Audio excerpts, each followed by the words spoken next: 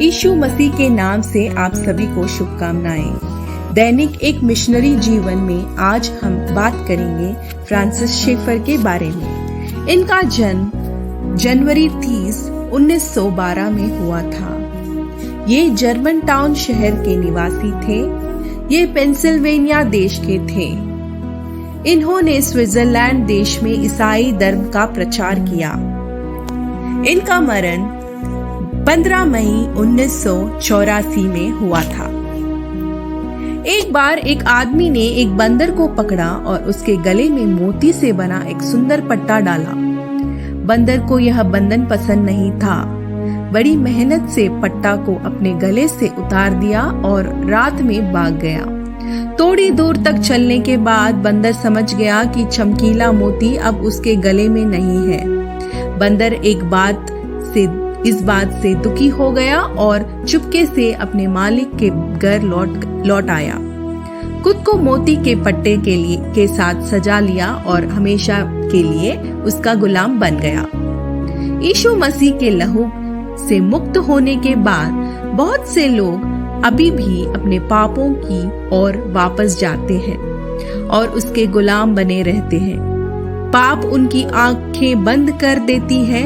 केवल परमेश्वर के सेवक उन्हें पाप से फिर से छुटकारा दिला सकते हैं। एक ईसाई परिवार में जन्मे फ्रांसिस शेफर भयानक पाप के दुनिया में गिर गए, लेकिन अपने जीवन के सवालों के जवाब पाने की उनकी प्यास ने उन्हें बाइबल पढ़ने के लिए मजबूर कर दिया। वे अंत में परमेश्वर पर भरोसा किए और मसीह को अपने उद्धारकर्ता के रूप में स्वीकार किए। जब वे 17 वर्ष के थे तब उन्होंने मसीह को स्वीकार किया और फिर अपने पूरे जीवन में परमेश्वर को नहीं छोड़ा। अपनी पढ़ाई खत्म करने के बाद वे सेमिनरी परिश्रम पाकर अमेरिका में विभिन्न चर्चों में एक पादरी के रूप में सेवा की।